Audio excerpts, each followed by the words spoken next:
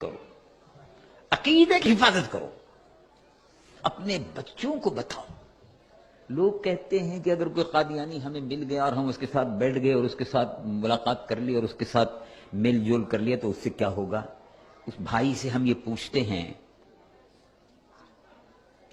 کہ اگر کوئلے کی دکان پر بیٹھ جاؤ تو میرے بھائی میری بہن کوئلے کی کوئلے کی دکان پر کوئلے کی دکان پر کوئلہ کالا ہوتا ہے، اس کا برادہ بھی جھڑتا ہے، تو کوئلے کی دکان پر بیٹھنے سے بھائی کپڑے کا کالا میل آتا ہے کہ نہیں آتا؟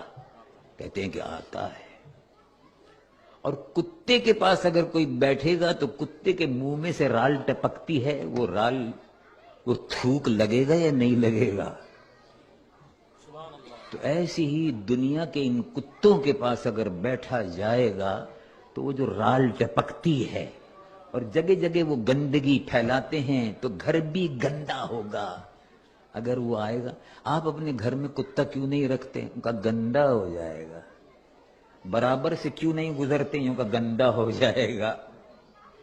کتا ہے کہیں نہ کہیں چلتے چلتے ٹانگ اٹھا کے پیشاب کر دیتا ہے تو بچنا پڑتا ہے۔ آپ نے دیکھا ہوگا نا، کتا چلتے چلتے کتا ٹانگ اٹھاتا ہے، ٹانگ اٹھا کے پیشاب کر دیتا ہے۔ تو اب آپ جب کتے کو دیکھیں گے تو آپ بچیں گے۔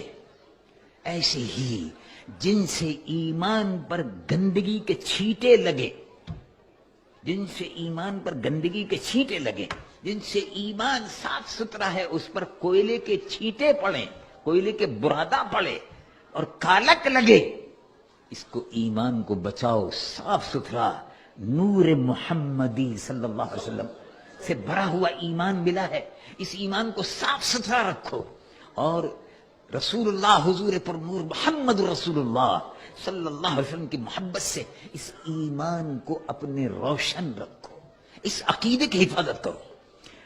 اور اگر صحبت برے لوگوں کی، اسلام کے دشمنوں کی صحبت میں، اور خاص طور سے مرزائی قادیانی رسول اللہ کی نبوت کے دشمن ہیں، دشمنان ختم نبوت سے، میل جول سے، ملنے جلنے سے ایمان پر جو دھبے لگ جائیں گے ان سے ایمان کو بچاؤ۔ یہ ہمارا اور آپ کا فریضہ ہے۔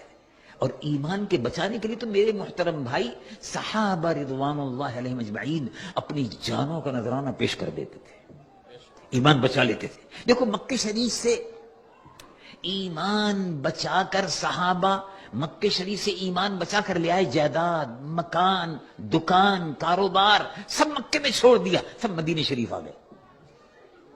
یہ معلوم یہ ہوا کہ ایمان قیمتی ہے، جائیداد ہے، مکان ہے، کاروبار ہے، یہ سب بعد کی چیزیں ہیں، یہ سب دنیا کی چیزیں ہیں، اصل جو ہے وہ ایمان ہے، اس کی حفاظت ضروری ہے۔ اور وہی بات اللہ رب العالمین جل جلالہ وعم نوالہ قرآن مجید و فرقان حمید میں بار بار ارشاد فرماتا ہے۔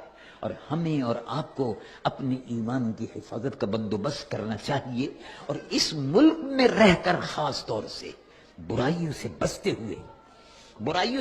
ہوئے ایمان کی حفاظت کرتے ہوئے جب آپ قیامت کے دن حضور کے دربار میں پیش ہوں گے، قبر میں حضور کے سامنے پیش ہوں گے، تو آپ یقین رکھیں کہ جو ایمان کا نور آپ لے کر گئے ہیں، حضور پر نور محمد رسول اللہ صلی اللہ علیہ وسلم کی شفاعت کے آپ حقدار ہوں گے۔ اللہ تبارک و تعالی مجھ گنہگار و سیاہکار کو بھی، آپ کے اور ہمیں سب کو عقیدہ ختم نبوت کی حفاظت کی توفیق و سعادت عطا فرمائے، اور عقیدہ ختم نبوت کے تحفظ کے لیے مسجدوں کی حفاظت، جامعہ کی حفاظت، دارالعلوم کی حفاظت، یہ سب مرکز ہے، ان سب کی حفاظت یہ بھی ایمان کا حصہ ہے۔ اب ہم کھڑے ہوں اور دربار